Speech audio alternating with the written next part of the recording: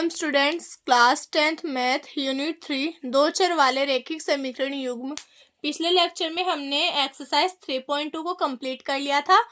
आज के लेक्चर में हम इसके आगे वाले एग्जाम्पल्स को देखते हैं। ठीक है, तो देखिए एग्जाम्पल नंबर 7 तक हमने कर लिए थे। एग्जाम्पल नंबर 8 देखते हैं। दो व्यक्तियों की आय का अनुपात 9:7 है और उनके खर्चों का अनुपात 4:3 है। यदि प्रत्येक व्यक्ति प्रति महीने में 2,000 रुपये बचा लेता है तो उनकी मासिक आय ज्ञात कीजिए। तो इससे पहले मैं आपको बता देती हूँ, हमें इन क्वेश्चन को करना है विलोपन विधि से सोल्व। ठीक है, तो विलोपन विधि से कैसे सोल्व करते हैं वो हम इस क्वेश्चन में देखेंगे। हमने पिछले लेक्चर में सबसे पहले हमने ग्राफीय विधि देखी थी, उसके बाद में हमने प्रतिस्थापन विधि देखी थी। अब हम x और y की वैल्यू को फाइंड आउट करने के लिए विलोपन विधि का यूज करेंगे। ठीक है, तो देखिए विलोपन विधि से क्वेश्चन को कैसे करते हैं। एग्जाम्पल नंबर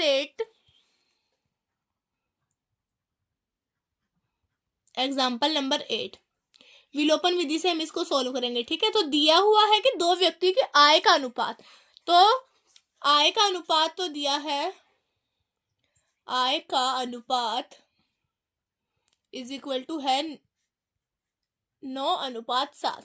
ठीक है, और उनके खर्चों का अनुपात आपको दिया है 4:3।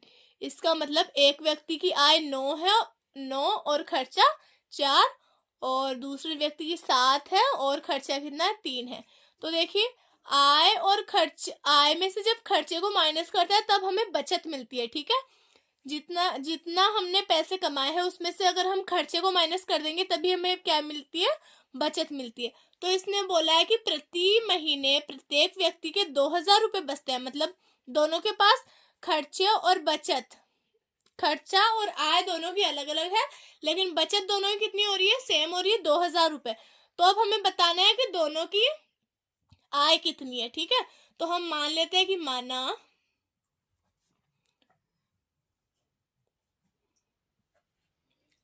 आय कितनी हो जाएगी प्रथम व्यक्ति के लिए,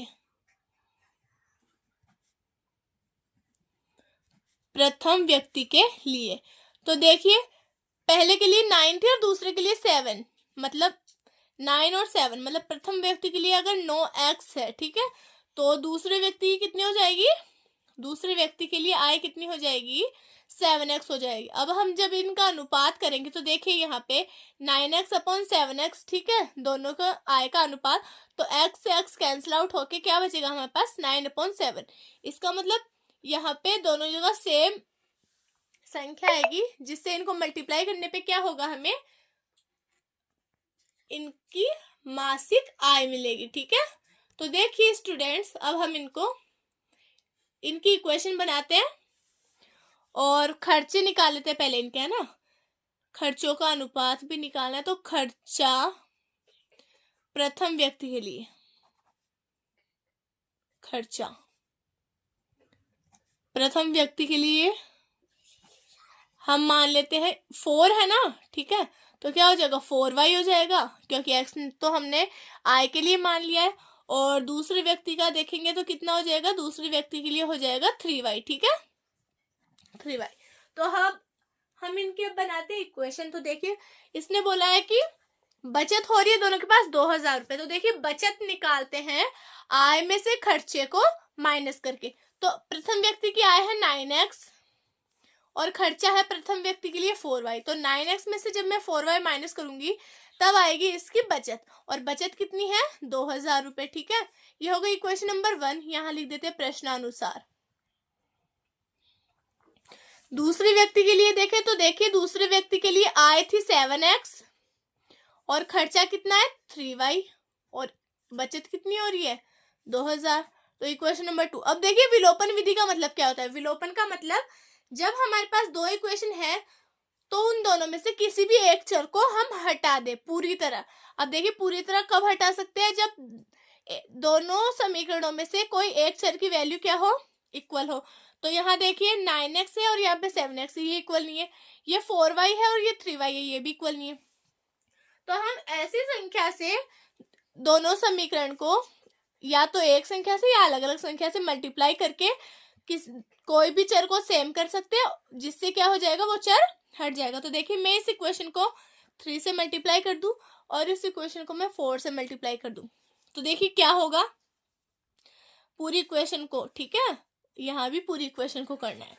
तो देखिए ये हो जाएगा 27x minus 12y is equal to, इसको भी 3 से मल्टीप्लाई करना है, 6000।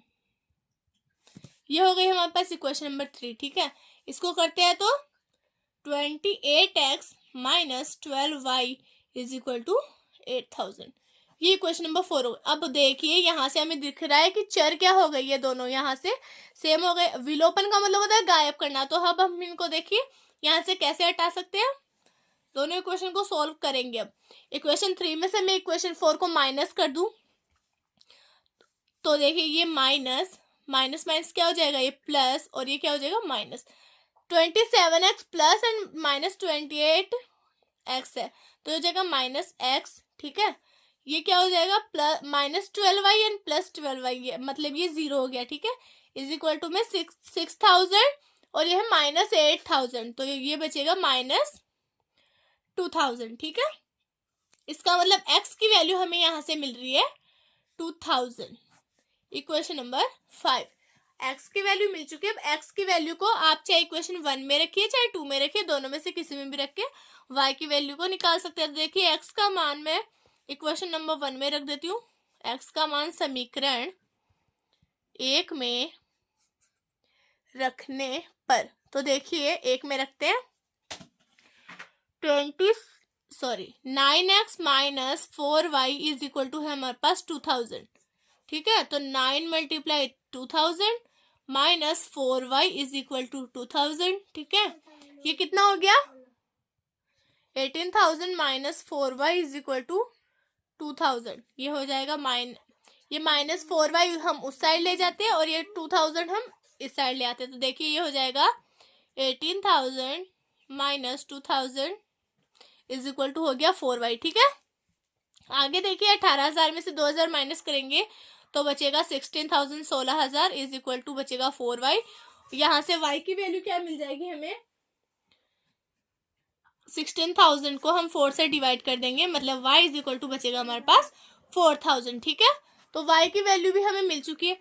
अब इसका मतलब है हमारे पास आय और खर्चे दोनों हम निकाल सकते हैं। तो देखिए कैसे निकालेंगे हम, इसने हल हमें क्या मिल गया, x is equal to 2000 and y is equal to 4000। तो देखिए मासिक आय पूछी थी इसने, तो यहाँ लिखते हैं हम, अतः मासिक आय कितनी हो जाएगी प्रथम व्यक्ति के लिए, ठीक है। प्रथम व्यक्ति के लिए मासिक आय थी कितनी, 9x। इसका मतलब 9 मल्टीप्लाई 2000 मतलब 18,000, 18,000 रुपए। यह है प्रथम व्यक्ति के लिए। दूसरे व्यक्ति के लिए कितनी थी, 7x थी। देखिए दूसरे व्यक्ति की आय थी 7x, इसका मतलब क्या हो जाएगा, यहाँ से दूसरे व्यक्ति के लिए 7x की वैल्यू थी 2000 इज इक्वल टू हो जाएगा 14,000 रुपए, यानी 14,000 रुपए। तो दोनों की आय यहाँ से निकल चुकी है, ठीक है। तो देखिए नेक्स्ट क्वेश्चन देखते हैं। देखिए एग्जाम्पल नंबर 9 देखते हैं। विलोपन विधि का प्रयोग करके निम्न रैखिक समीकरण युग्म के सभी संभव हल ज्ञात कीजिए। तो इक्वेशन है 2x plus 3y is equal to 8 and second equation है हमारे पास 4x plus 6y is equal to 7। विलोपन विधि से इसको सॉल्व करना है। तो देखिए कैसे करेंगे हम। एग्जाम्पल नंबर 9,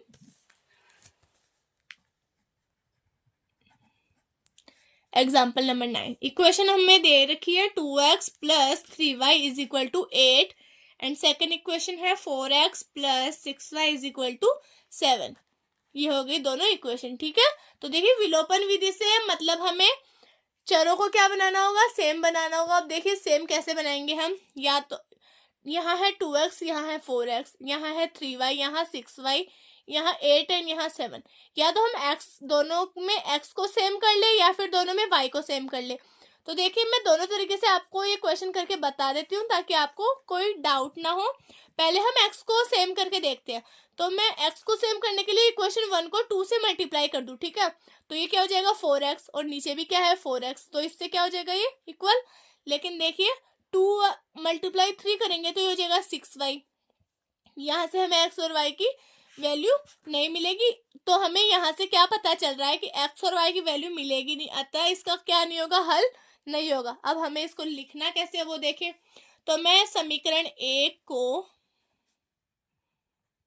2 से गुणा करने पर, ठीक है, एग्जाम में आपको ऐसे लिखना है, ठीक, जैसे मैं आपको लिख के बता रही हूँ कि जो दिया है वो लिखिए, फिर जो आप इस क्वेश्चन में कर रहे हैं, ठीक है, जैसे मैंने इक्वेशन 1 को 2 से मल्टीप्लाई किया तो मैं यहाँ पे लिखूंगी इस चीज को, ठीक है। अब इसको मैं मल्टीप्लाई कर देती हूँ इससे, तो ये हो जाएगा 4x plus 6y is equal to 8, और सेकेंड इक्वेशन क्या है हमारे पास, 4x plus 6y is equal to 7, ठीक है। ये इक्वेशन 3 है, और ये क्या थी हमारे पास 2 है, ये तो मैंने ऐसे कैसे लिखी है। आगे देखिए विलोपन विधि, मैं इक्वेशन 1 में से इक्वेशन 2 को माइनस करूं, मतलब 4x minus 4x 6y minus 6y 8 minus 7, ये भी 0, ठीक है, ये भी 0, इज इक्वल टू में क्या बना -1, मतलब 0 इज इक्वल टू -1। तो आपको यहाँ से क्या पता चल रहा है कि 0 इज इक्वल टू -1 आ रहा है, इसका मतलब यहाँ पे क्या आ रहा था 16, सॉरी, a2 तो 16 होता है ना, 16 माइनस 7 इज इक्वल टू बचेगा यहाँ पे 9 प्लस 9। तो यहाँ से हमें क्या पता चल रहा है कि 0 इज इक्वल टू +9 आ रहा है, इसका मतलब ये क्या है, एक असत्य कथन है, क्योंकि 0 कभी भी 9 के इक्वल होता नहीं है। तो यहाँ से हम क्या लिख सकते हैं कि अतः ये क्या है, असत्य कथन है, असत्य कथन है मतलब गलत है, ठीक है, असत्य कथन है, अर्थात इन रैखिक समीकरणों का कोई हल नहीं होगा, अतः समीकरणों का कोई हल नहीं होगा, क्योंकि x और y की कोई वैल्यू हमें यहाँ से नहीं मिलेगी।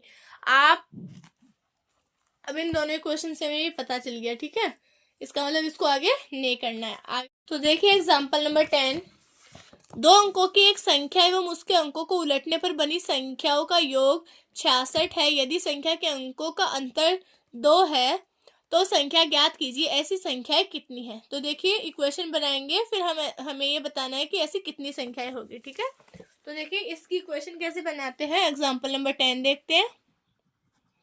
एग्जाम्पल नंबर 10, तो मैं आपको पहले एक एग्जाम्पल से बताती हूँ। जैसे मैंने 24 लिखा है, ठीक है, इसमें इकाई का अंक है हमारे पास 4 और दहाई का अंक है 2। तो देखिए 24 को हम कैसे लिखते हैं, 20 + 4, ठीक है, और 20 को कैसे लिखेंगे हम, 2 × 10 एंड प्लस में आएगा 4, मतलब 10 क्या होता है, दो संख्याओं के लिए कंपलसरी मल्टीप्लाई में, ठीक है, मतलब यहाँ कोई भी, जैसे मैंने 36 लिखा तो यहाँ भी क्या हो जाएगा 3 × 10 + 6, तो 10 क्या है यहाँ पे कंपलसरी दहाई का अंक अगर आ रहा है तो, ठीक है। तो हम मान लेते हैं, माना प्रथम संख्या के लिए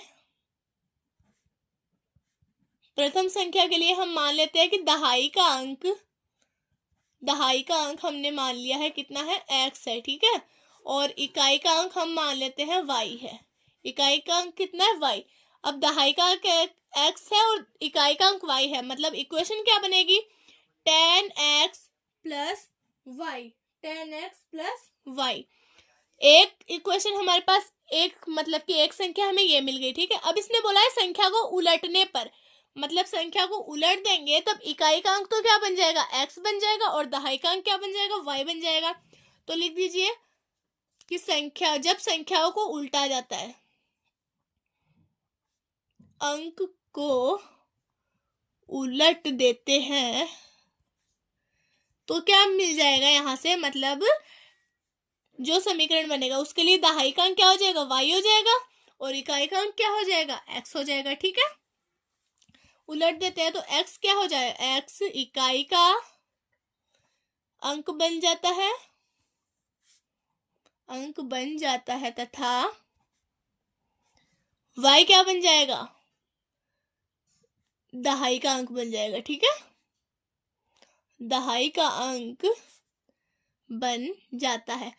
तो फिर इक्वेशन हमारे पास ये बन के आएगी इक्वेशन हो जाएगी 10y प्लस एक्स, ठीक है, क्योंकि ये बन गया दहाइकांक और ये बन गया इकाइकांक। तो यहाँ से पहला अंक तो हमें, पहली संख्या तो हमें ये मिली, ठीक है, ये तो हो गई पहली संख्या, और जब हम इनको उलट देंगे तो ये बन जाएगी हमारे पास दूसरी संख्या, ठीक है। तो जब दोनों संख्या हमें मिल चुकी है तो इसने बोला है कि दोनों संख्याओं का योग 66 है। तो देखिए दोनों संख्याओं का योग करते हैं। पहली संख्या है 10x प्लस वाई, ठीक है, दूसरी संख्या है 10y प्लस एक्स, और दोनों का योग मतलब बीच में प्लस कर दिया, इज इक्वल टू कितना है 66 है। ये क्वेश्चन में बोला है, ठीक है। इसको सॉल्व करते हैं। 10x प्लस एक्स कितना हो जाएगा 11x, y और 10y कितना हो जाएगा 11y इज इक्वल टू 66, ठीक है। तो यहाँ से देखिए 11 को मैं कॉमन ले लूँ तो ये हो जाएगा 11, ये बच जाएगा x plus y is equal to 66, तो ये हो जाएगा x plus y is equal to 66 upon 11, तो x plus y is equal to बनेगा यहाँ से 6, ठीक है। तो इक्वेशन नंबर यहाँ पे हम बना लेते हैं इसको 1, इक्वेशन नंबर 1 मिल गई हमें। अब इसने दूसरी बात बोली है कि दोनों अंकों का अंतर 2 है। अब हमने अंक क्या माने थे, x और y, संख्याएं नहीं बोली, इसने बोले अंक, अंक है x और y। तो देखिए दूसरी बात इसने बोली है x minus y is equal to कितना है 2 है, दोनों अंकों का अंतर, और ये पहली संख्या के लिए, ठीक है। दूसरी संख्या के लिए देखें तो क्या हो जाएगा y minus x is equal to 2, या तो ये या फिर ये, दोनों समीकरण, दोनों पॉसिबिलिटी पॉसिबल है इसके लिए, ठीक है। अब देखिए जब हम x minus y is equal to 2 रखें अगर, और फिर इन दोनों इक्वेशन को सॉल्व करें तो क्या होगा। तो फर्स्ट इक्वेशन हम ले लेते हैं x minus y is equal to 2 लेने पर, ये लेंगे तो देखिए x plus y is equal to हमारे पास था 6 and x minus y is equal to 2 लिया हमने, ठीक है। तो विलोपन विधि से इसको सॉल्व करेंगे तो ये हो जाएगा, या तो दोनों को प्लस कर लेते हैं, ठीक है। तो प्लस करने पर दोनों को क्या करें हम प्लस कर ले, तो x और x हो जाएगा 2x, ये 0 हो जाएगा, इज इक्वल टू 6 और 2 हो जाएगा 8, तो यहाँ से x इज इक्वल टू क्या मिल जाएगा आपको 4 मिल जाएगा, ठीक है। और x इज इक्वल टू 4, तो हम देखिए यहाँ से y की वैल्यू कितनी निकाल सकते हैं, x minus y is equal to क्या था 2 था ना इक्वेशन नंबर 3 से, तो 4 minus y is equal to 2 हो जाएगा, और y की वैल्यू हमें यहाँ से मिल जाएगी 2। तो जब हमने x minus y is equal to 2 लिया तो x और y की वैल्यू हमें ये मिली है, ठीक है।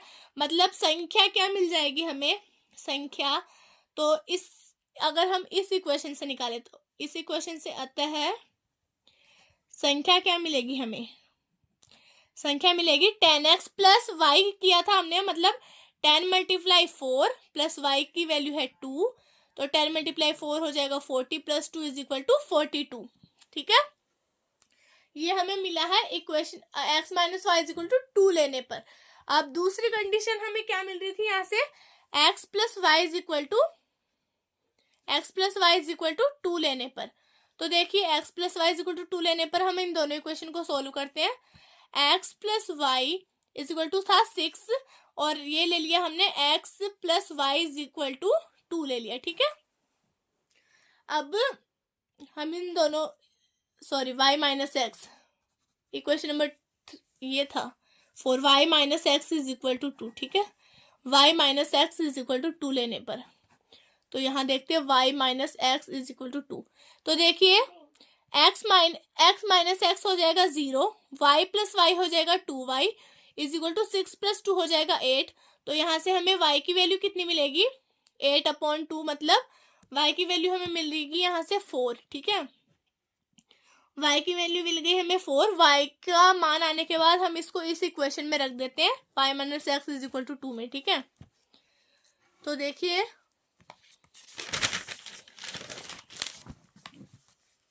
y minus x is equal to था हमारे पास 2, y की वैल्यू हमने निकाल ली है 4, minus x is equal to 2, मतलब x की वैल्यू हमें यहाँ से क्या मिलेगी 2। तो दूसरी संख्या हमने क्या मानी थी, तो संख्या क्या हो जाएगी, अतः संख्या क्या है 10x प्लस वाई है, ठीक है। 10x प्लस वाई का मतलब 10 मल्टीप्लाई 2 प्लस वाई की वैल्यू कितनी है 4, मतलब 20 प्लस 4 इज इक्वल टू 24। तो देखिए या तो प्रथम संख्या हो सकती है 42, या फिर इसकी उल्टी क्या हो सकती है 24, या फिर प्रथम संख्या हो सकती है 24 और इसकी उल्टी क्या हो जाएगी 42, ठीक है। दोनों संख्याओं में से कोई सी भी संख्या आ सकती है, ये हो जाएगा इसका आंसर। इस तरीके से आप इसको, इस क्वेश्चन को सोल्व करना है। इस टाइप का अगर कोई भी क्वेश्चन आए तो आपको इसी तरीके से उसको सोल्व करना है। तो उम्मीद है आपको ये क्वेश्चन समझ में आ गया होगा। अगर आपको इन एग्जाम्पल से रिलेटेड कोई प्रॉब्लम हो तो आप मेरे को कमेंट करके बता सकते हैं, ताकि मैं आपकी हेल्प कर सकूं इनको वापस से समझाने में। और ये वीडियो आपको अच्छा लगा हो तो लाइक कीजिए, सब्सक्राइब कीजिए, और जितना हो सके अपने फ्रेंड्स के साथ इसको शेयर कीजिए। Thank you.